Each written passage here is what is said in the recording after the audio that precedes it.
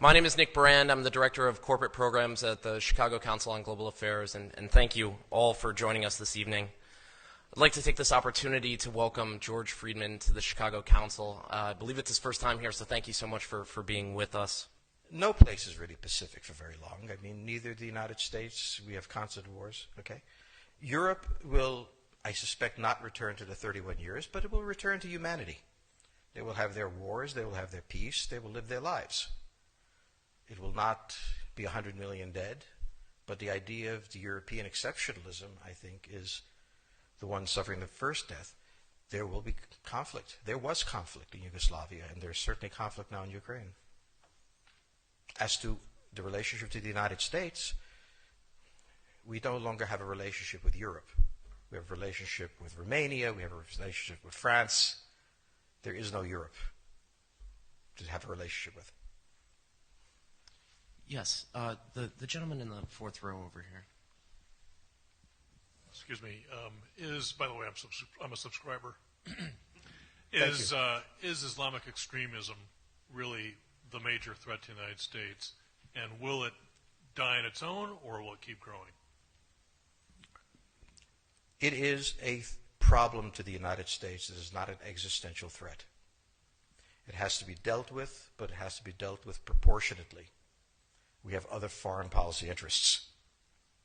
So, the primordial interest of the United States, over which for a century we have fought wars, the First, Second Cold War, has been the relationship between Germany and Russia, because united they are the only force that could threaten us, and to make sure that that doesn't happen.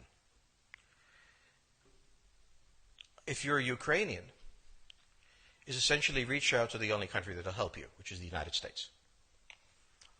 Last week, 10 days ago, General Hodges, Commander U.S. Army Europe, visited Ukraine. He announced that U.S. trainers would now officially be coming, not just unofficially coming. He actually pinned medals on Ukrainian fighters, which by protocol of the military is not the way. Foreigners don't get to pin on, medals. But he did, showing that this was his army. He then left and in the Baltics announced that the United States would be pre-positioning armor, artillery, and other equipment in the Baltics, Poland, Romania, and Bulgaria, which is a very interesting point. So the United States, and now yesterday the United States announced that it would be sending weapons. Tonight, of course, they denied it, but they are. The weapons will go. In all of this, the United States has acted outside the context of NATO. Because NATO has to have a 100% vote. Any one country can veto anything. And the Turks will veto it just for giggles. The point is that the United States is prepared to create a cordon sanitaire around Russia. Russia knows it. Russia believes that the United States intends to break the Russian Federation. I think that, as Peter Lorre put it, we don't want to kill you, we just want to hurt you a little bit.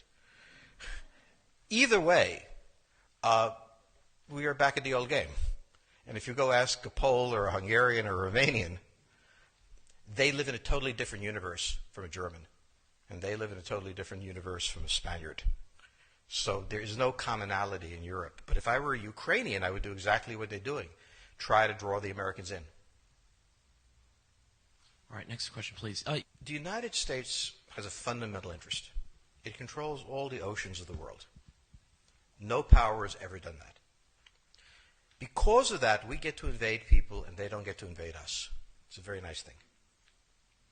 Maintaining control of the sea and control of space is the foundation of our power.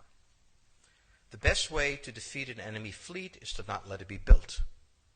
The way the British managed to make certain that no European power could build a fleet was to make sure the Europeans were at each other's throats.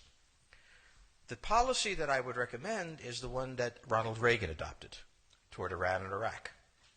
He funded both sides so they would fight each other and not fight us. This was cynical. It was certainly not moral. It worked. And this is the point. The United States cannot occupy Eurasia. The moment the first boot sets the ground, the demographic differential is we are totally outnumbered. We can defeat an army. We cannot occupy Iraq.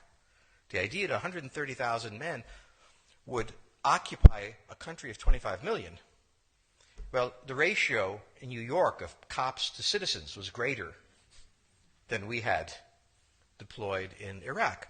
So we don't have the ability to go across, but we do have the ability to, first, support various contending powers so they concentrate in themselves with political support, some economic support, military support, advisors, and in extremis, do what we did in Japan, in Vietnam, in Iraq, and in Afghanistan. Spoiling attacks. The spoiling attack is not intended to defeat the enemy. It's intended to throw him off balance. What we did in each of these wars, in Afghanistan, for example, is we threw Al-Qaeda off balance. The problem we have, since we're young and stupid, is that having thrown them off balance, instead of saying, okay, job well done, let's go home, we said, well, that was easy. Why don't we build a democracy here? This was the moment of dementia that came in. The answer, therefore, is the United States cannot constantly be intervening throughout Eurasia. It must be selectively intervening and very rarely. That is the extreme moment. We cannot, as the first step, send American troops. And when we send American troops, we have to clearly understand what the mission is, limit it to that, and not develop all sorts of psychotic fantasies. So hopefully we've learned that this time. It takes a while for kids to learn lessons. But I think you're absolutely right. We cannot, as an empire, do that. Britain didn't occupy India. It took various Indian states and turned them against each other and provided some British officers for an Indian army. The Romans did not send vast armies out there. It placed kings like, various kings it created under the emperor, and those kings were responsible for maintaining the peace. Pontius Pilate was an example. So empires that are directly governed by the empire, like the Nazi Empire, fail. No one has that much power. You have to have a level of cleverness. However, our problem is not yet that. It is actually admitting that we have an empire. So we haven't even gotten to that point where we don't think we can kind of go home and it'll be over and done. And so we're not even ready for chapter 3 of the book. Next question, please. Yes, the gentleman right here in the fourth row.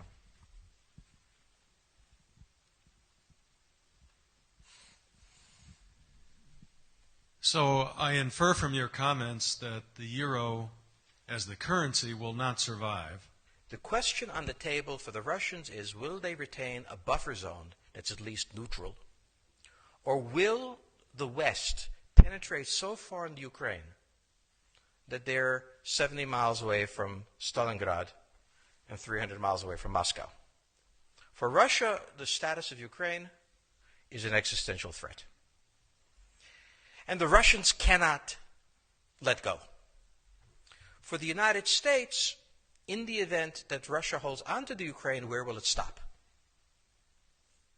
Therefore, it's not an accident that General Hodges, who's been appointed to be blamed for all of this, is talking about prepositioning troops in Romania, Bulgaria, Poland, and the Baltics.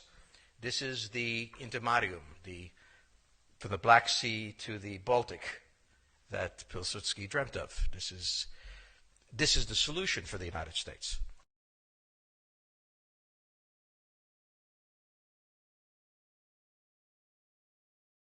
The issue to which we don't have the answer is, what will Germany do? So the real wild card in Europe is that as the United States builds its cordon sanitaire, not in Ukraine, but to the west, and the Russians try to figure out how to leverage the Ukrainians out, we don't know the German position. Germany is in a very peculiar position. Its former Chancellor Gerhard Schroeder is on the board of Gazprom. They have a very complex relationship to the Russians. The Germans themselves don't know what to do. They must export. The Russians can't take up the export. On the other hand, if they lose the free trade zone, they need to build something different. For the United States, the primordial fear is Russian capital, Russian technology, German technology and German capital, Russian natural resources, Russian manpower, as the only combination that has for centuries scared the hell out of the United States. So how does this play out? Well, the U.S. has already put its cards on the table. It is the line from the Baltics to the Black Sea.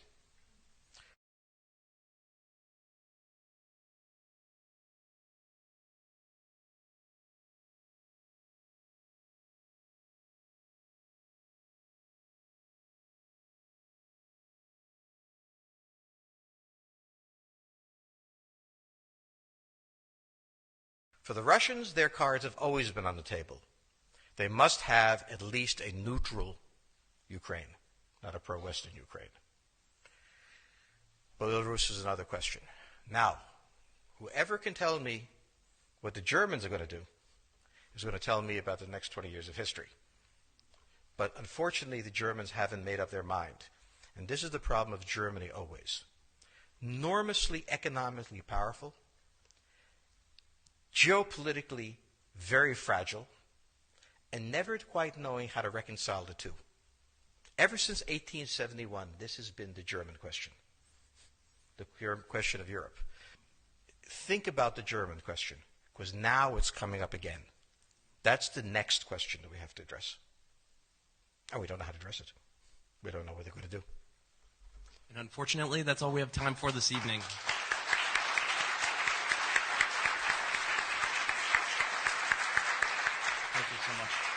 Thank you so much, George Friedman. He'll be signing copies of his book in the rear of the room.